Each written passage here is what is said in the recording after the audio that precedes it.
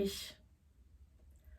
An manchen Tagen sieht meine Realität anders aus, irgendwie schärfer, wie geschliffen.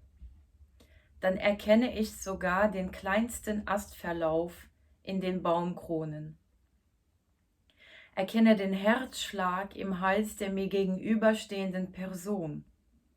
Und an anderen Tagen fühle ich mich klein, da sehe ich kaum übers Lenkrad.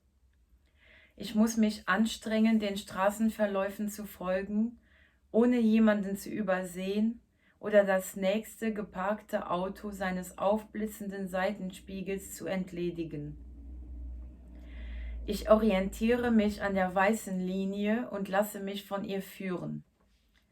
Das Ziel befindet sich immer geradeaus. Ich sehe die Wellen des heißen Asphalts, wie sie die Vulkane am Horizont wie ein tiefes Meer zusammenwachsen lassen. Die Luft ist sandig wohltuend, immer geradeaus. Ich schließe meine Augen. Nun stehe ich auf dem Balkon. Der Himmel ist so blau wie schon lange nicht mehr und ein Schwarm Möwen kreist um das kleine Fischerboot, das vor etwa einer halben Stunde abgelegt hat.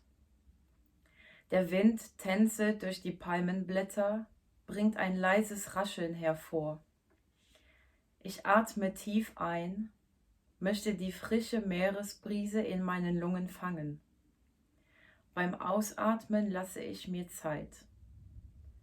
Ein sanftes Lächeln gräbt sich in meine Wangen und mein Körper verrät mir, ich bin glücklich. Da eine und noch eine, herrlich. Von weitem kann ich die Wellen sehen, sie hören und riechen, schon fast spüren. Ich habe das Gefühl, mit jedem Aufschlagen des salzigen Wassers an dem Vulkangestein und dem perfekt gelb-schwarzen Sand lande ein winziger Tropfen auf meiner Oberlippe, den es mit der Zunge aufzufangen gilt.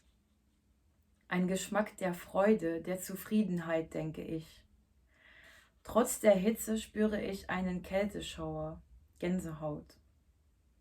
Ich erinnere mich an den frischen Fisch, den ich am Abend zuvor liebevoll serviert bekam und der mir das Gefühl gab, mit jedem Stück, das ich mit Bedacht in den Mund gleiten ließ, den gesamten Ozean an meinem Gaumen zu entfalten.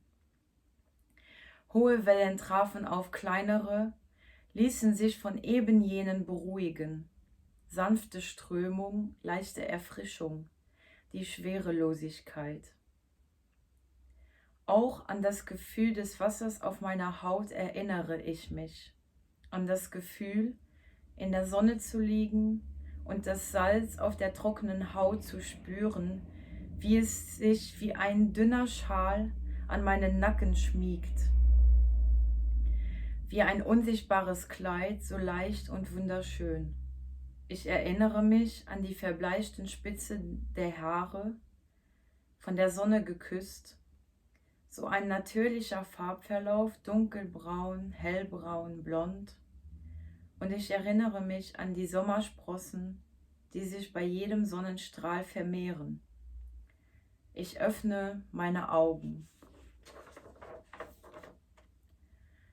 Mittlerweile hat meine Straße immer mehr Kurven. Manchmal verpasse ich nur knapp den Zusammenstoß mit den Leitplanken. Und manchmal orientiere ich mich zu sehr an der weißen Linie. Ich finde die Mitte manchmal nicht mehr, schaue zu viel in den Rückspiegel und vergesse dabei, die vorderen Scheinwerfer einzuschalten. Dann sehe ich wieder kaum übers Lenkrad oder fahre blind und lasse die Dinge einfach geschehen. Ich betrachte dann mein Leben als Zuschauer, oft nicht einmal aus der ersten Reihe. Manchmal verwechsle ich auch rechts und links und bin ganz verwirrt. Ab und zu streife ich die Mitte auf meinem Weg zu den Leitplanken und komme wieder zu sehr vom Weg ab. Ein waghalsiges Unternehmen. Doch die weiße Linie kommt mir dann wieder in den Sinn, dann schalte ich auch meine Scheinwerfer ein und meine Realität wird wieder schärfer. Zumindest die Realität, von der ich glaube, dass es die meine ist.